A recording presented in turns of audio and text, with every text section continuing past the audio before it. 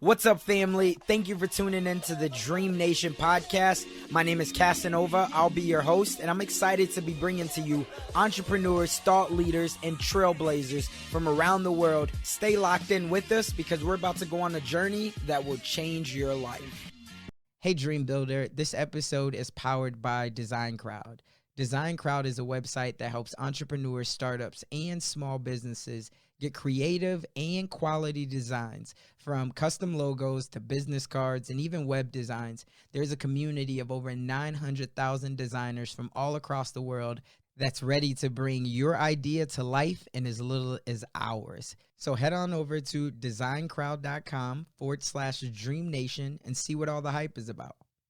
What's up, Dream Nation? We are back again, and we have an episode today that I'm excited to bring to you because we're going to talk about one of the biggest buzzwords in the world, but we're going to talk about how you can really make sure that you have substance behind it. So without further ado, please help me in welcoming my brother, Mr. Steven. Is it Steven or Stefan? Steven, you got it right, sir. Got it. I'm pretty good with this thing. So Mr. Steven Sommers. Steven, you want to go ahead and say what's up to Dream Nation?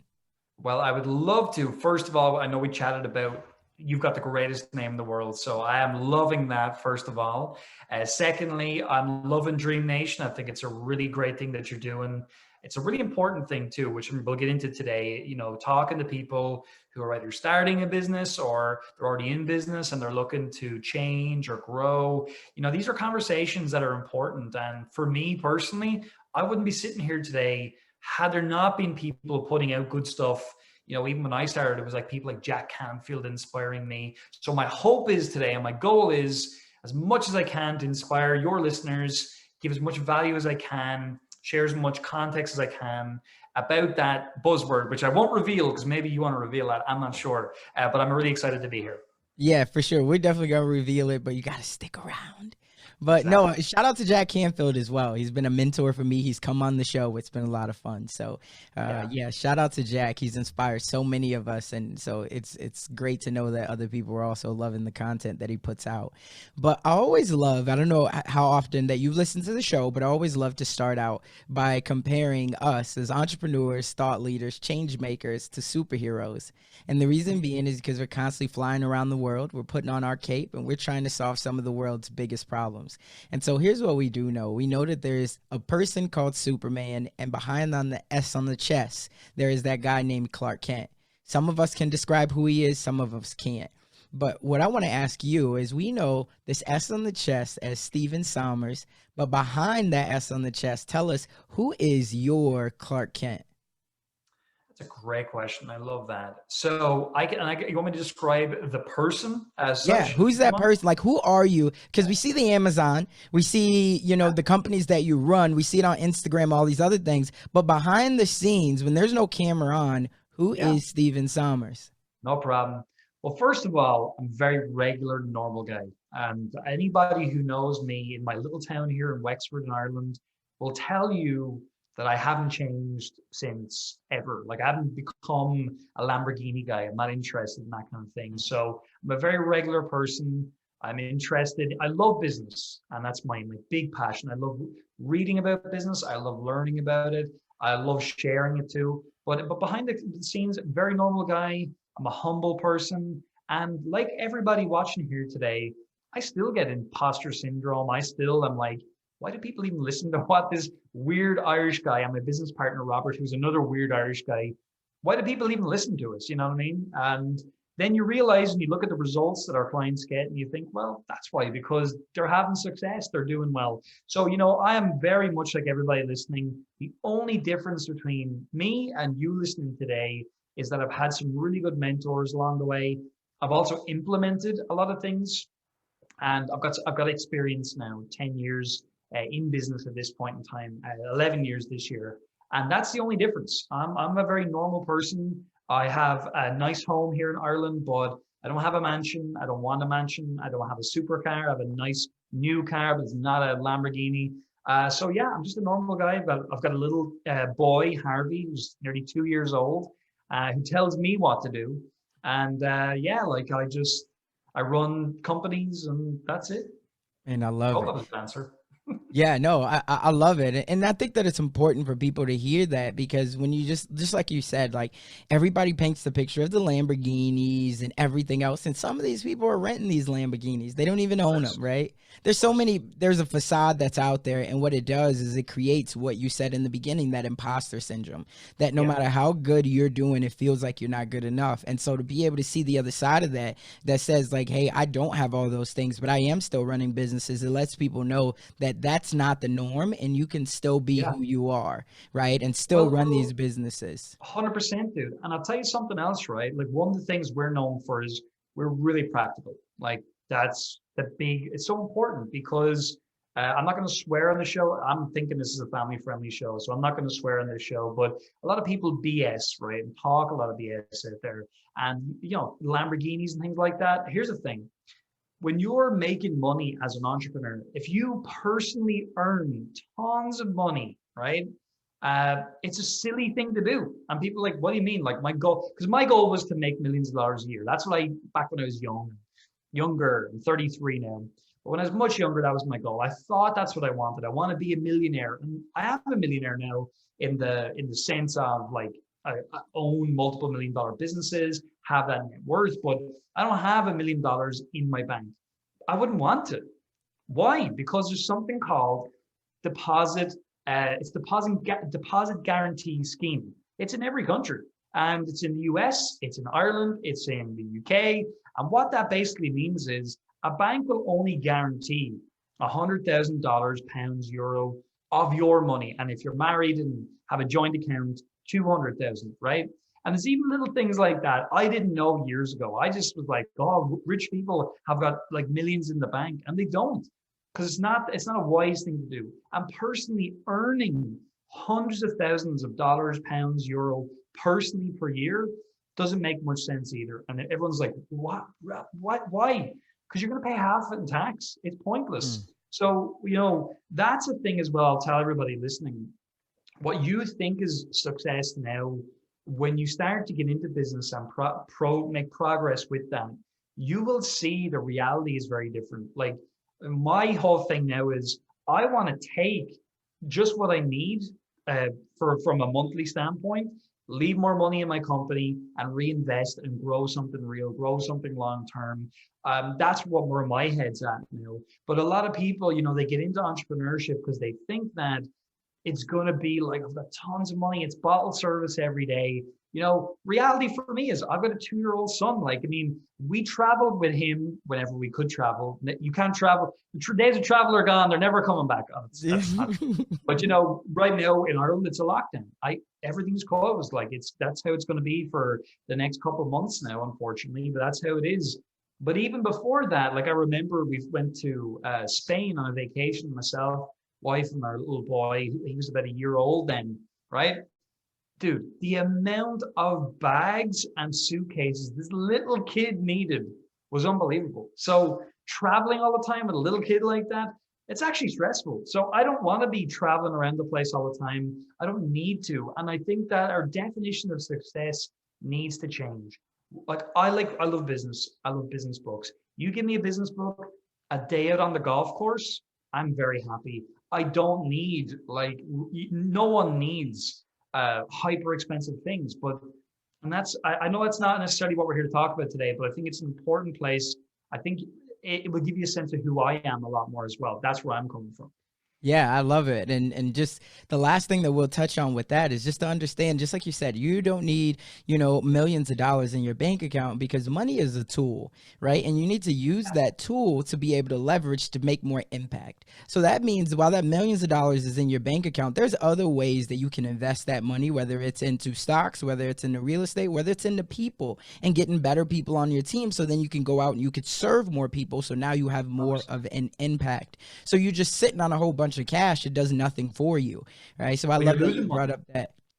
You're losing money, dude. Like, and you know that, right? You're Right. losing money because you're not even paid 1% anymore. So inflation is running at a higher rate than what you're getting paid by a bank to hold the money.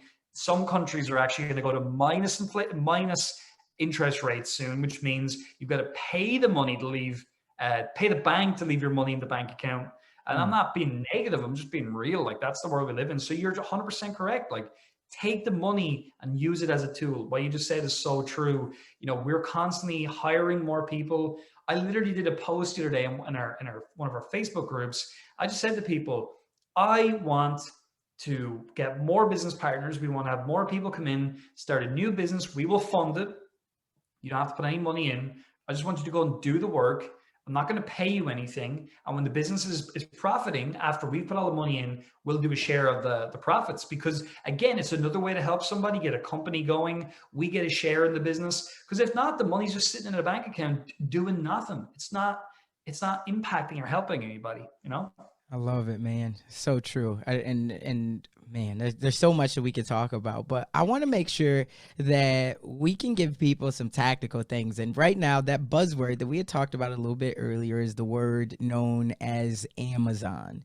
Yeah. And a lot of people right now, we're all using Amazon every single day, regardless if we like it or not, or we're at least coming in contact with this. Because even if you're not buying something from Amazon, your neighbor across the street or your partner next door, somebody's got an Amazon box being delivered to their Yeah. house or their apartment or their work every single day. It's right around you. And so for you, I want to know, where did Amazon come into the picture for you? Because you've been in businesses 10, 11 years. Has it always been Amazon, or did you Yeah. stumble upon Amazon?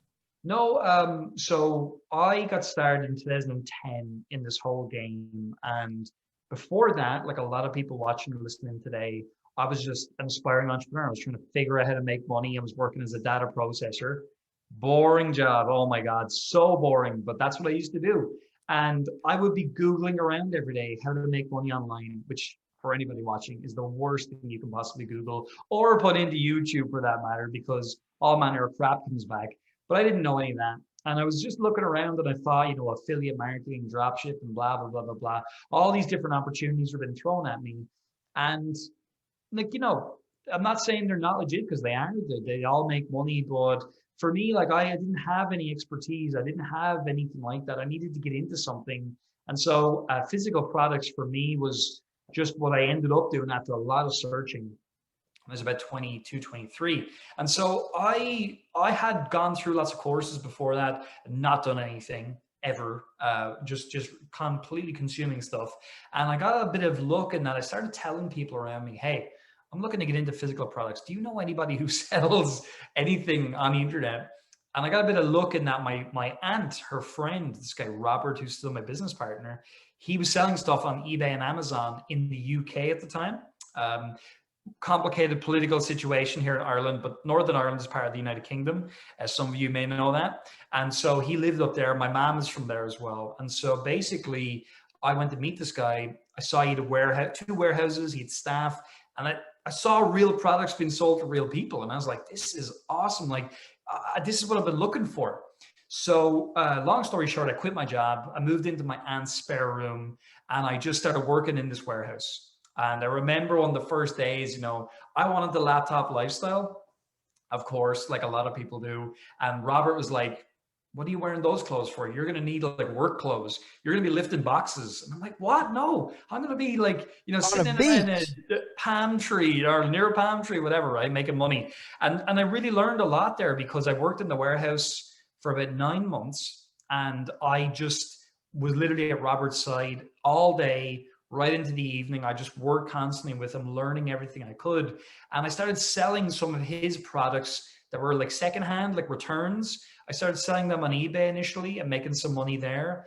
I started teaching myself then how to make listings on eBay with HTML and CSS, things like that, just to make them look nicer. I started learning copywriting then, how to actually write words that would help me sell more of these weird products that were lying around. And so I started making some money doing that, learning from Robert. And then I read this book, The E-Myth Revisited, which a lot of people have read. It's a brilliant book, Michael Gerber. And I realized, systems, processes, like this is something I could bring to Robert, who was teaching me a ton at the time, and we could create something better because at the time we were shipping everything out to customers ourselves. We had lots of customer support issues. There was lots of team members stuck in a warehouse all day. It was not nice. It wasn't a laptop lifestyle at all. And I realized, well, if Robert and I, if we started from scratch and we brought in totally different products and we just sold stuff on Amazon. And instead of only selling in the UK, we actually sold outside of the UK as well, in the US, as well as across Europe. We can be successful like without needing all these things, because Amazon have what they call their FBA program, which means fulfillment by Amazon. So for anybody who doesn't know what fulfillment by Amazon means, very simply, you send a small quantity of your products into Amazon's warehouse. They store it. Then whenever someone comes on to your listing for, Casanova's plastic shoe boxes, right? They will see that is actually, it's sold by you, but it's shipped by Amazon. So you get all the benefits of Amazon Prime and all of that because you're using the FBA program. So this is a long time ago. And really, even like in Europe, FBA was really very young back then compared to what it is now, and in the US too.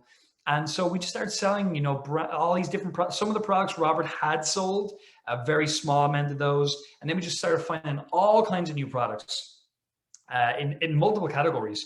We actually did sell plastic shoe boxes for a while, vacuum storage bags. We used to sell these little cedar hangers you put into, you hang it up so that it's got a nice scent in your wardrobe, like random things, right? We sold tons of them, as well as all of our members now. We've nearly 8,000 members who we've shown this to and are very successful.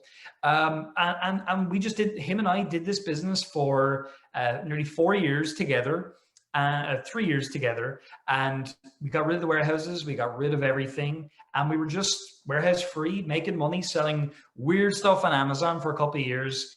And got bored, we're just like, this is fun. We used to go on vacation every year with both our families to Florida. We used to like going to Disneyland and all that, and Universal. And we used to stay in Kissimmee all the time back in the day. And they were really great days. But like a lot of people you mentioned impact earlier on.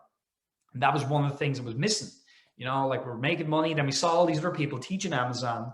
This is about now 2014, 2015, lots of people teaching it, but we felt like we had a very different way of selling on Amazon. We don't sell competitive products. We sell really low competitive, weird stuff. We sell it in multiple countries on Amazon, and we fly under the radar as a result of that. And there's millions of products like that in those categories. And so we thought, well, look, we're doing well with the business. Why don't we show other people what we're doing and then just see what happens? Like, it wasn't a grand scheme or anything. We thought if we make a couple of $100,000 and that's it, then that's great. Like, because we can still keep doing our Amazon thing and all as well. Obviously, a lot's changed since then, and it's turned into a big thing with a freight company and everything else. So that's where it started, and that's how I got into it. And now fast forward years later, we've sold well over $12 million ourselves on Amazon. But our community, I don't have the exact figure. I wish I did, and we're working to get it. But the community has sold well over $100 million of products. I mean, just to give you some perspective, last year in 2020, we have a freight company for our members where we ship our own containers from China to the US, UK, Australia, Canada. And we shipped 2 million items last year from the Far East, which was over $40 million of sales value in just that little group alone. So well over 100 million a year, I would say the community's doing. Can't guarantee that, but that's an estimated figure. And that's where we find ourselves. Wow. Wow, man. There's so much I want to unpack there. The first thing, I guess I want to know, so you said that you let go of all of your warehouses and what? So did essentially you then just start drop shipping? Like you had how did you let all that go? What we did was we only do private label. Typically, we do sometimes sell other people. And explain to anybody what is private label. Yeah, no problem. So what that means is we find a product on Amazon that's selling well, low competition. Let's say tomato steaks. I usually say tomato, but US and Canada, it's tomato. So I say tomato, so everybody understands. So that's like a product. Let's just say you found that, you see on Amazon, is people buying that? There's all rules I can give you, but it's tricky if I'm not screen sharing so people would understand. But basically we're looking at how many search results are on Amazon for that keyword. And then we're looking at the bestseller rank of all the products in tomato steaks. What are the bestseller ranks looking like? Are there tons of tomato steaks and there's no opportunity? Or is there a specific tomato steak that we can sell that's people are clearly looking for on Amazon. It's a 6-foot tomato steak, and there's not many people selling that. We're going to sell that product, And right? what, And it's describe what you mean by not many people. So when you, because you're very like hard. low Very hard. competition, somebody's like, well, I can go on Amazon right now and I can look up any product. How do I know if this is low competition or if it's high Yeah, competition? it's down to the bestseller rank range. That's how we do. That's how we do it, and that's how we've done it for many years now. So, like, obviously, if you're number one, you're the best seller in that category. Home and garden, you're number one. Like, you're selling unbelievable amounts every day, thousands and thousands every day. If you're number 50,000, you're selling a lot less, but you're still what we would call within range. So anywhere from 1 to 50,000, we would consider those products. Now, tomato steaks, we search that and we see that there's one that's 30,000, one that's 2,000, one that's 48,000, one that's 222,000. We have to make a determination on the size of the market, first of all. So if I'm seeing a lot of products that are closer to 50,000 and beyond, well, I would say it's a small market then, based upon the BSRs, the bestseller ranks. Equally, if I go into tomato steaks and I see every product is the exact same, like just pages of the same thing, I'm gone straight away. I don't even care what the BSR is, because how am I going to get found? Like, it's going to be so difficult. So there's just so many schools of thought on Amazon. The way we do it is, I'll give you a really simple example from I was doing a YouTube video today, and I was looking at, it was, what do you call, my brain is going now, thread. It's for a thread rack, right? For like sewing threads. So I looked up thread rack and I see tons of wooden thread racks, and they're all doing well. They're selling well, but it's just wooden, going on forever. The range looks good, but there's too many. So I would have been out on that, like in Shark Tank. But then I saw something. I saw this one metal thread rack that was doing really well. It was 8,000 in home and kitchen, I believe, or could have been arts and crafts was the category, one of those. So it was within range. It's less than 50,000 and sitting in there. And what I'm saying to myself is, are people searching for a metal thread rack? So then I search that keyword. I see it's the first product that comes up. They're all wooden other than that one. So I'm realizing, wow, there's an opportunity there, because there's one person selling a metal thread rack. And that's what we're looking for. I think that's the best example I can give, because it's hard to conceptualize it unless we're showing you, you know what I mean? Yeah, no, that's a very good one. And I think somebody else can gain that concept right now that are like, oh, like, I know there's somebody else that's out there that's like, man, I got to go look at metal. And they'll be able to do it themselves, right? Because all of what you're saying is on the front end. Obviously, there's a lot more work on the back end that you potentially have to do. But to at least be able to identify what's a method that I can identify high or low competition, I think that was very valuable.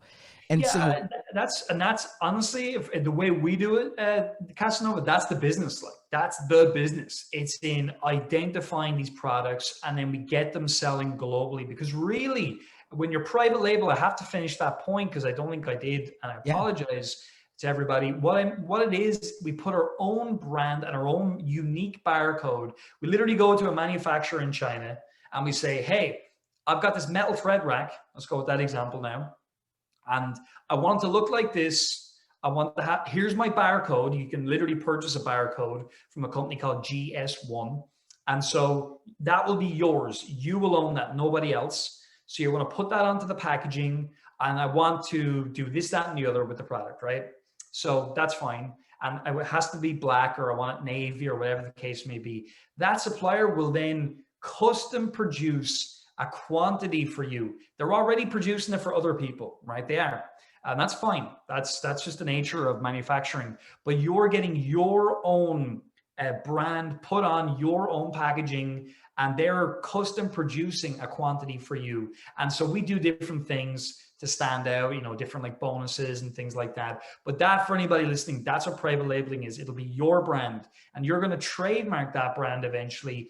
And then you can do on Amazon what's called brand registry, which means you register your unique brand on Amazon. And by the way, everybody, you don't have to be some big company to do this. You can do this and be very small, but you own the trademark and you register it on Amazon so you can protect that on Amazon. And that's something that you didn't do years ago, but now it's an important part of the Amazon, selling an Amazon deal, if you want to call it that. Hey, Dream Builder, if you're anything like me, you have no idea how to come up with a quality logo or even a creative design. You know that quality is important, but it's not always the easiest to nail down, right? That's where Design Crowd comes in. Whether it's a logo, a website, book cover, or even a social media ad, they have a community of over 900,000 professional designers around the world ready to help solve your creative problem. Head on over to designcrowd.com/DreamNation to learn more. And just for being a part of the DreamNation tribe, you're going to receive a special VIP offer when you sign up to $150 credit. Now, instead of waiting weeks for an agency to pitch you an idea, you'll be able to get a design of exactly what you need within just 3 days. So again, head on over to designcrowd.com/DreamNation and check it out. No, man, that's so much value in that, and I appreciate you sharing it. I'm sure someone else will appreciate hearing that as well. I guess my next question would be, are you only relying off of Amazon to bring you the traffic, or like, are you gonna then still need to spend 1,000 to 3,000 in Facebook ads and drive them to your Amazon pages? What does that look like? So that's a great question, and there's a complicated answer. I will give you the short and least complicated answer I can give you. In the Amazon space, there's a lot of confusion, right? What we've done is we have divided the business model into two different models. You've got what we would call the marketplace model, which is what I've been describing. I'm looking on Amazon almost like a stock market. I'm finding opportunities where there is demand, proven demand, people are buying products, but there's an opportunity, there's a gap in the market. Going back to our metal thread racks, we can do a better offer, better listing, better everything, and go in there and take a share of that market, right? So obviously product research is critical here, because if you bring in a product that's too competitive, you're not going to be successful with that type of a model. We use Amazon's PPC, paid advertising, on the Amazon platform then to push further viewers to our listing, to call sessions on Amazon. But really, like, when you do great research, a little bit of PPC on the Amazon platform with great research, we've got many members who spend hardly anything on Amazon PPC. It's just that they've optimized their listing with the correct keywords and they've made the right offer. And there's plenty of people searching for those products actively, but the options are not good. So they do very well because they automatically convert better than everybody else. So they start ranking better because Amazon want to put the best converting listings at the top. Very simple. Right. That's the marketplace model. Brand model is where you're saying, Amazon's a part of my business. It's a distribution channel I want to leverage, but I'm also going to have my own Shopify store, and I'm going to build a brand with related products in that one brand. And we do have a program on that, but it's a separate business model is what I tell people, because it is. You're only leveraging Amazon for a part of your business, whereas you're building your own platform as well. So that's something that's a problem in this industry. I find that people are like muddy in the water. They don't really know, are they doing the marketplace model, they're doing the brand model. And so my thing to those of you listening today is, like, if you're hard set on having this big world change, this big brand, and you want to like have your own site, you want to do all that, you want to take control of everything, go with the brand model. And that's not that we do have a program on that, but it's not our main program. On the other side though, if you're listening to what I'm saying, the thing I will tell you is, to do the brand model, I'm not saying it's impossible, because it definitely is not, but you have to be aware, like you mentioned, Facebook ads, they're complicated, right?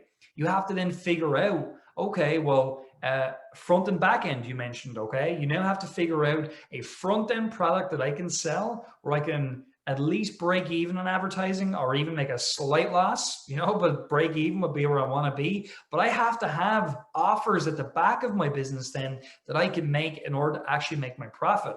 And so if you don't know how to do that, and it's not like, it's learnable, but it's not like, the easiest thing in the world, that's something you have to master. And that's a more complicated process that we do teach, but it's like the marketplace model for beginners is where I always recommend, because it's much easier.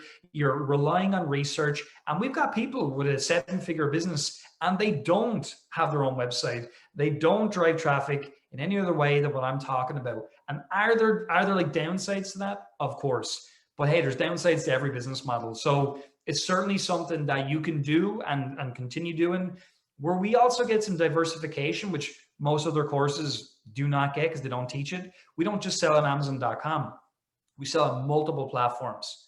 I know I'm talking a lot here, but could I give No, you this and we're thing called loving Rule it. of We're Five? loving it. Okay.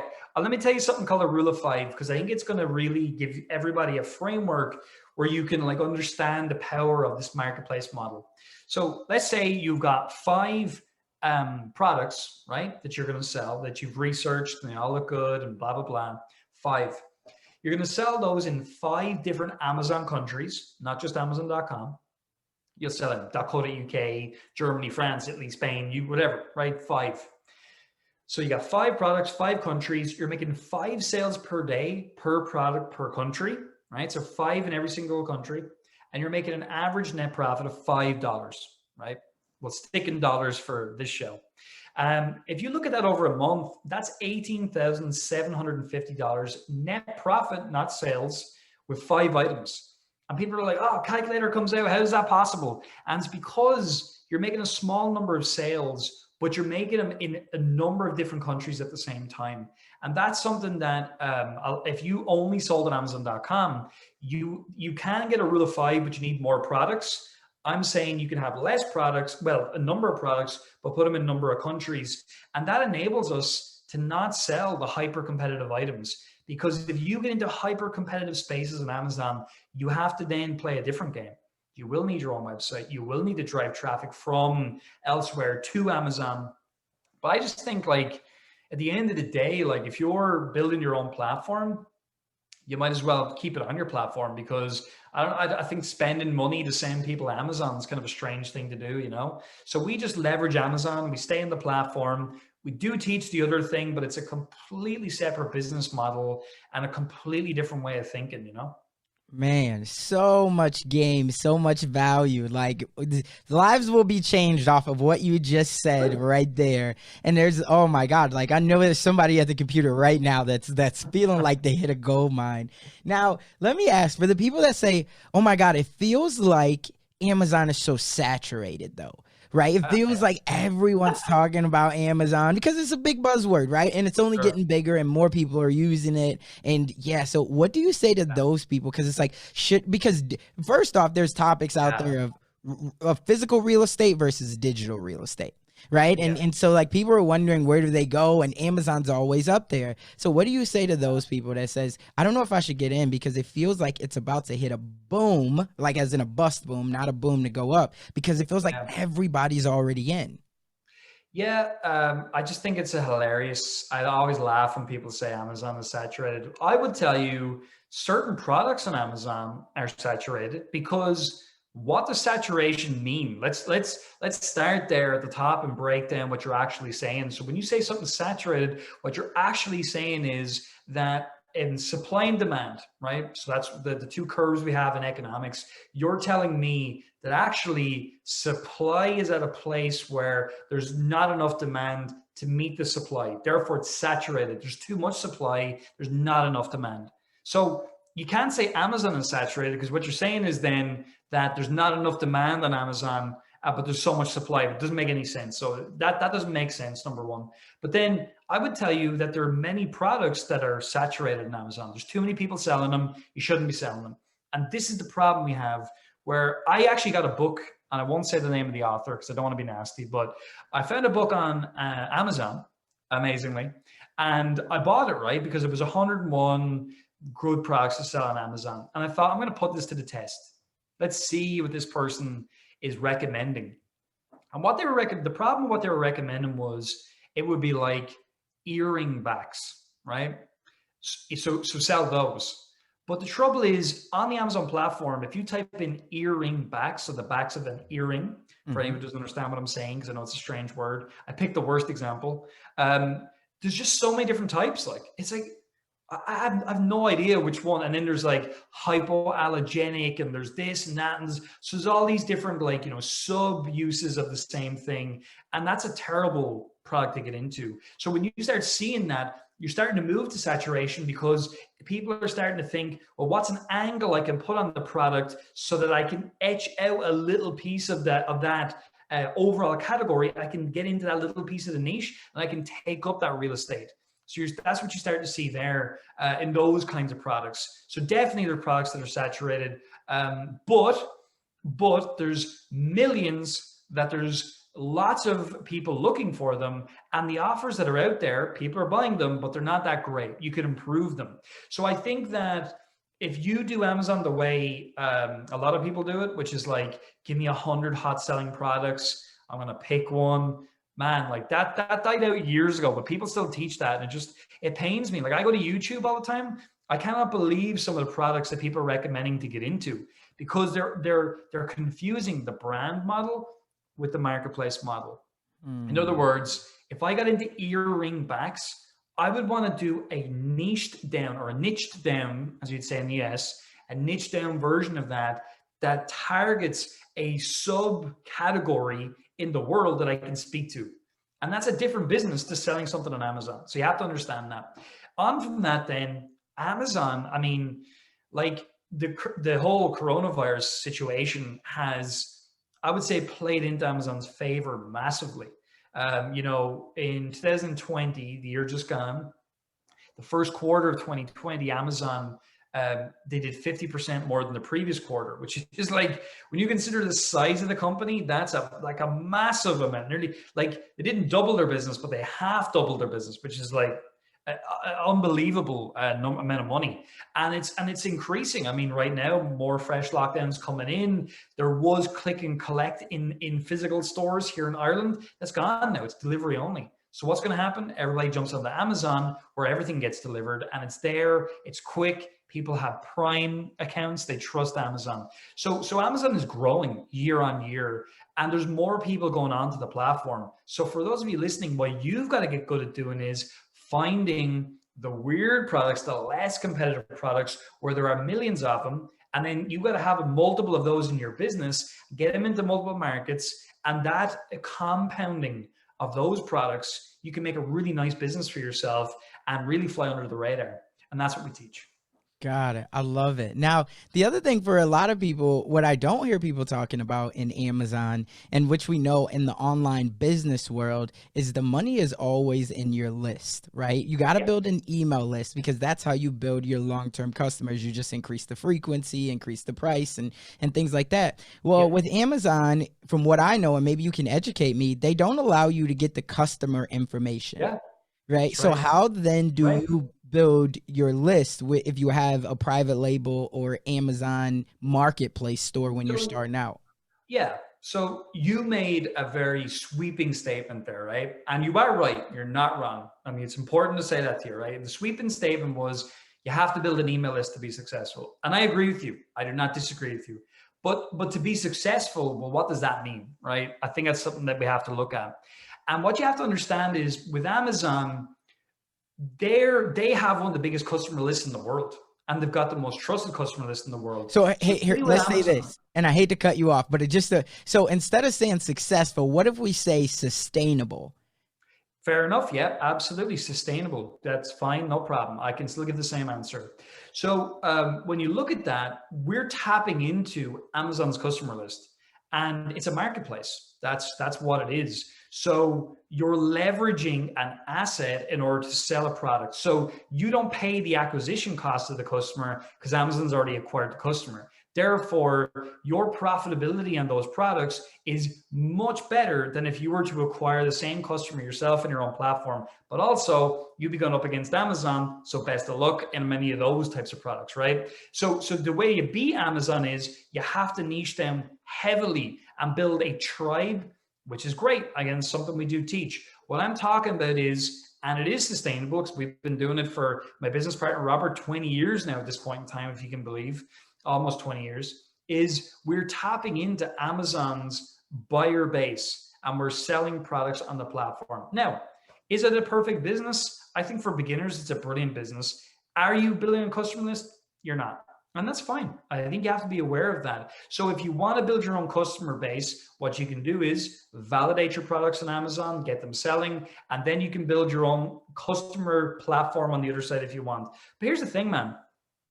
It's still sustainable because people continue to buy those same products on Amazon year in, year out.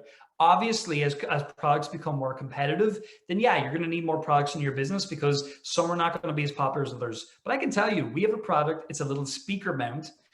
They come in all different pack sizes. And since I started, right, we've been selling that item for 10 years now. Robert was actually selling it for a couple of years before that. So it's probably more like 12 or 13 years.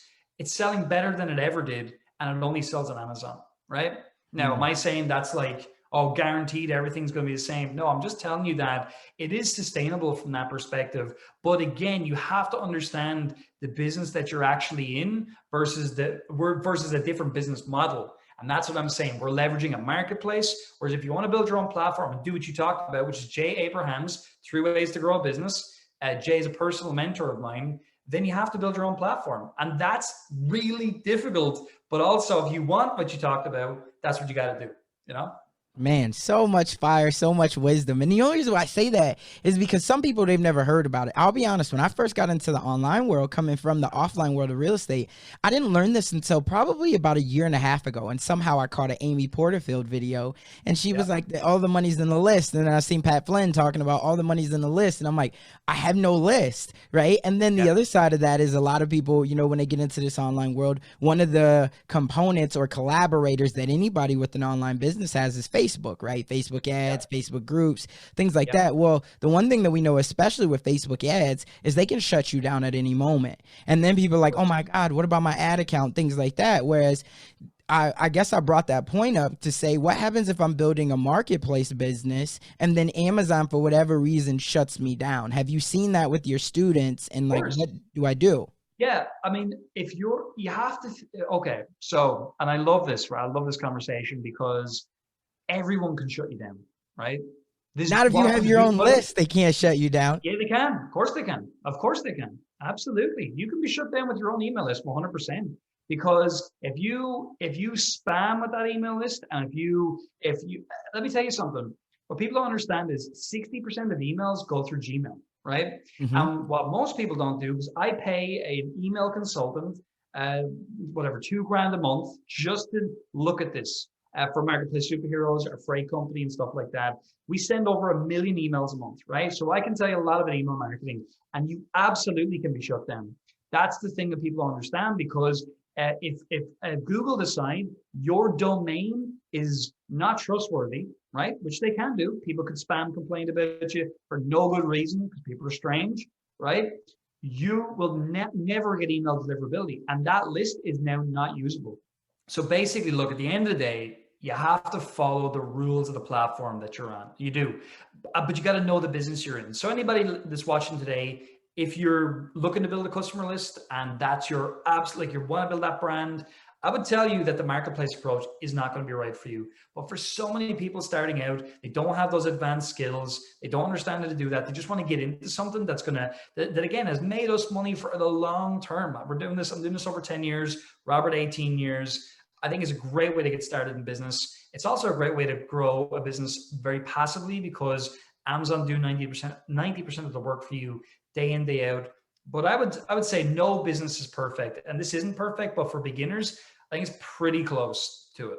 I love it, man. Now, how quickly, I guess just one quick question is, how quickly could someone get up and really start making, you know, in their first month? Do you see many of people make 5K a month in their first month, or even 3K a month? Or is that like, understand that Amazon's still a business that it probably takes you 60 to 90 days? When you say make, what do you mean? Revenue or profit? I mean, profit. Very unlikely. Most businesses do not make that in their first month. I would say, though, it depends. What does it depend on? How much you invest in the business? You know, like if you're and that's the thing. I remember telling Robert, I want to make 10 grand a month when I started, you know, and he's like, how many products have you got? I'm like, none. And he's like, so how are you going to make 10K if you're not selling anything? And I'm like, I don't know, just will. And that's the problem with a lot of online businesses, is that people don't have any understanding of numbers. And so when you're selling a physical product, like at the end of the day, of the sales price, 30% of that you put in your pocket, right? Mm. So that's your net profit before tax. So something sells for 20 bucks, you're going to put in $6 in your pocket, right? After all is said and done. So you have to think about that and say, if you're going to make 3 grand net profit, you got to be making sales of 10,000 roughly, 9,000 technically, a little bit less. So then you got to divide that in and say, well, if it was 9 grand, you've got to divide that into 30 and see, well, how much per day is that going to be? Which is what, like 300 bucks a day? Is that right? Yeah, 300 bucks a day in revenue, which is not like, that's not that much money really. If you're selling, if your average selling price is 25 bucks, it's like 12 sales a day or something like that, or whatever it is.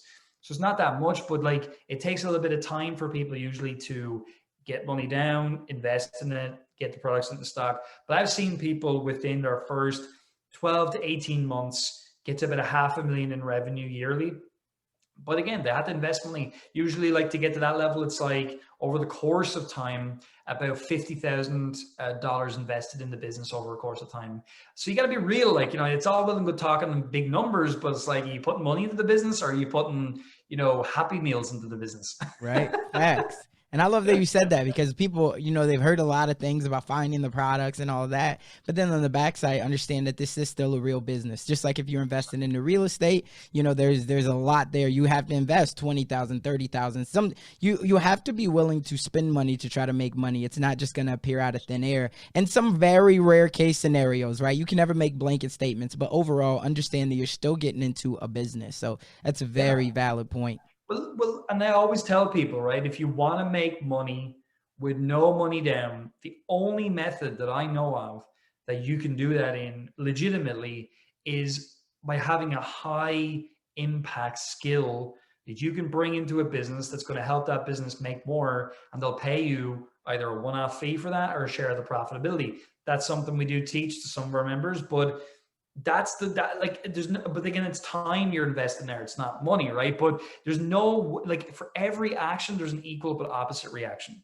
So that's just a rule of physics, right? It's science. So like, what's the action you're going to take that's going to get you the reaction? And if the action is no money in, no time put in, no effort put in, well, then you deserve no money back, no nothing back. And so, and that's just how it is. And I think it's important we put that message out there, because yeah, you can have a business that's doing 100 grand a month in revenue. Of course you can. I've seen it happen tons of times. I've done way more than that in my own businesses. We're doing 7 figures a month across the board, but like, it didn't happen out of nothing. Real money went in, real time went in. I love it, man. So many valid points there. I just got 2 last questions for you. First off, know what you know now, and you're so much wiser over these last 10 years. And I always love to ask the question. I know a lot of people, they start off by saying they wouldn't change anything, but I love to ask the question of, looking back on your journey, if there was one thing you wish you could have changed, or that you wish that you would have implemented sooner to be able to accelerate your path and your growth to your dream of where you are now, what would that one thing be? Yeah, I can tell you. It would have been that if I could go back and talk to myself, I'd have told my old self, stick with 1 or 2 of these things, but just implement. Because here's the thing, and I did it for many years. I listened to positive, happy self-help information, which I'm a big fan of. Talk about Jack Canfield, changed my life. Success Principles, one of my favorite books of all time. Mine too. But here's the thing. I used to just listen to Jack Canfield loads. And that's not good, because you'll feel good, you'll feel positive, but if you ain't doing anything, nothing's going to happen. So there's people talk about law of attraction. Some people think it's a load of crap. I think there's something in it. I don't know about the whole, metaphysical part of it, but I definitely can tell you from a scientific point of view, it's the action reaction thing we just talked about again. And I will tell you that there's definitely a law of action. And that is, if you don't do anything, nothing will happen. And a quote that I love from Charlie Munger is, to get what you want, you have to deserve what you want. And the world is not yet a crazy enough place to reward a whole bunch of undeserving people. And that's a big one. And if you're doing nothing, you're not executing anything, you don't deserve anything. And that's the thing I would tell you, anyone listening today, no matter what you're doing, look at the actions you've taken and ask yourself honestly, do I deserve to be successful? or do I not deserve it? Because I didn't deserve it for so long because I wasn't doing anything. I was just reading books and listening to stuff, and it's confusing achievement with activity. Don't do that because it's going to hold you back massively. Man, there's so much wisdom. And that's a perfect segue into the last question that I have. And that is somebody out there that's right now that's listening at you and they're super inspired. Not only me, they love your swagger, they love the education and the wisdom, and they want to blaze a path that's similar to yours. But they have that little voice in their head, and that little voice says that they're not smart enough, they're not strong enough, or maybe they just don't have enough resources. What's the one thing that you would leave that person with to get them to just take action? You're going to find this one strange, but I mean it. Stop believing in yourself, right? Stop.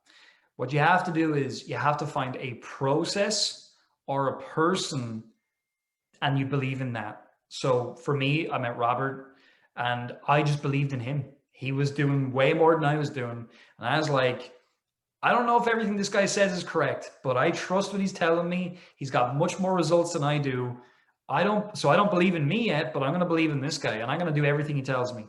And that changed my life, because if you've never been successful, if you've never made any money before, how can you believe in yourself? You've not done anything. So you have to find someone, some person or a process, and believe in that and just go and do it, because that will actually help you get actual results. And then once you have that result, a bit of result from a proven process that you've gone and done, you've achieved something now. Now you can start to innovate. Now you can start to build that brand, that customer list, and now you got something. That's what I would tell people. Man, again, so much wisdom, and I can't say thank you enough. This has been a phenomenal episode. For anybody, we'll make sure we put all of the show notes or the links in the show notes. But for anybody who wants to stay connected with you, tell us, where can they find you at? Sure. So 2 places I'd recommend: YouTube, Marketplace Superheroes. Search that. Loads of videos, but 2 a week that are high value. And then also marketplacesuperheroes.com. Make sure you're spelling heroes, Heroes. It's incredible. I'm going to have to change change the name of the business or something. But yeah, Marketplace Superheroes, just go search that. And YouTube is probably the best place. You can just see what I'm talking about. You can see some research that I talked about today. And hey, if I make sense to you, that's great. We'd love to work with you. And if I just gave you a different way of thinking today, that's as valuable to me. I don't need anybody's money. I just need more people to stop talking and start doing. Man, again, this is so many gems. If nobody else has told you today, my brother, I want to be the first one to say thank you, and I appreciate you. Remember, DreamNation, just as he said, don't consume, right? Execute every single day, because we all have a dream. But if you do not take action on that dream will only merely be a fantasy. That's all for this one. We'll catch you on the next one. That's all we got for this episode. Thank you for sticking around. That truly means a lot to me, and hopefully that means that we delivered massive value on this one.